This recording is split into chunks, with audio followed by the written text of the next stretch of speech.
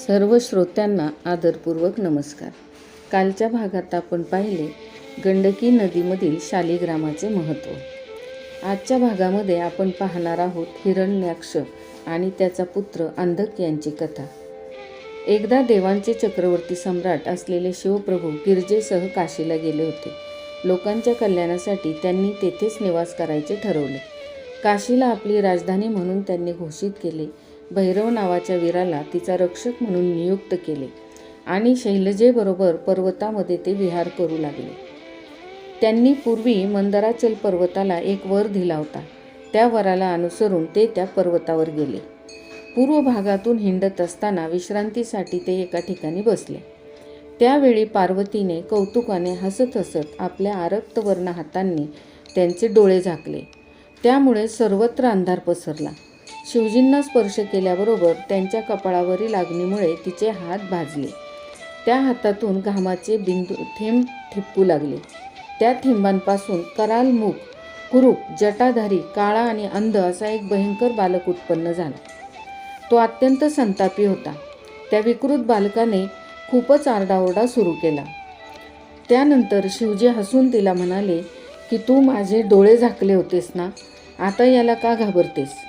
पार्वती भीतीने थोडी दूर झाली आणि तिने शिवजींना प्रश्न विचारले, हा विरूप बालक कोण आहे? कोणाचा पुत्र आहे? याला तुम्ही कशासाठी उत्पन्न केले? त्यावेळेस महादेव म्हणाले, अंबिके, तू माझे डोळे झाकलेस तेव्हा तुझ्या हातातून खाली पडलेल्या घामापासून हा अंधक बालक उत्पन्न झाला आहे, म्हणून तूच याची रचना केली आहेस. याच्या बाबतीत जे योग्य असेल ते तू कर. मग गौरीने अनेक उपायांनी त्या बालकाचे पुत्रवत रक्षण केले. कश्यप पुत्र हिरण्याक्षला बरेच दिवस मूलबाळ नव्हते. त्यामुळे तो दुःखी होता आणि शिवजींची तपश्चर्या करून पुत्र प्राप्तीचे वरदान करून घेण्यासाठी तो तपश्चर्या करत होता. त्यावेळेस शिवजींनी त्याचे मनोगत जाणले आणि त्याला प्रसन्न होऊन त्याच्यासमोर प्रकट झाले आणि म्हणाले की हे दैत्यराजा, तुझ्या नशिबात संतती योग नाही, तरीही मी तुला एक पुत्र देणार आहे. मला एक पुत्र आहे, त्याचे नाव अंधक आहे. तो तुझ्यासारखाच पराक्रमी आहे. तू दुःख सोडून त्याला तुझा पुत्र म्हणून स्वीकार करणार असशील तर मला सांग. हिरण्याक्षाने त्वरित त्यांचा प्रस्ताव मान्य केला आणि अंधकाला शिवजी आणि पार्वतींनी त्याच्या स्वाधीन केले.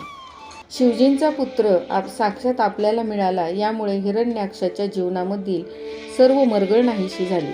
त्याच्या अंगात नवा उत्साह संचारला. राज्यविस्ताराचा त्याने निश्चय केला, परंतु त्या उन्मादामध्ये तो सर्व काही नीतिनियम विसरला.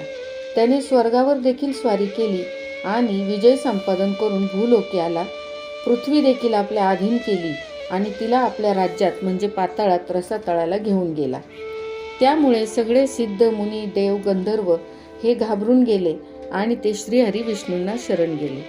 त्यावेळेस श्रीहरी विष्णूंनी वराह रूप घेऊन रसातळामधील पृथ्वी आपल्या दातांवरती तोलून पुन्हा वरती आणली. अंधकाला राज्यसिंहासनावर बसवून त्याचा अभिषेक केला.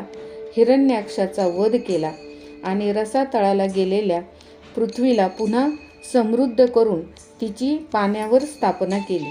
तिला आपली शक्ती देऊन तिचे रक्षण केले.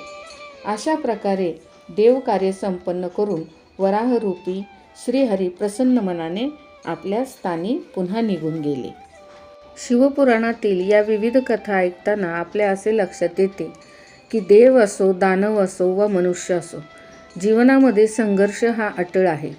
परंतु देवांचा जो काळ होता तो सत्यलोकाचा होता. त्यांच्यामध्ये तेवढी सात्विकता होती. त्यामुळे देवकार्य करण्याची क्षमता त्यांच्या अंगात होती. म्हणून प्रत्येक संघर्षाला तोंड देऊन विजय संपादन करण्याची पात्रता त्यांच्यामध्ये होती. परंतु मानव लोकात मात्र अशा प्रकारे दानवी वृत्तींचा त्रास हा पदोपदी सात्विक लोकांना सहन करावा लागतो. परंतु जो नीती आणि नियमांनी चालतो त्याला शेवटी विजय निश्चितच मिळतो, हे खरे.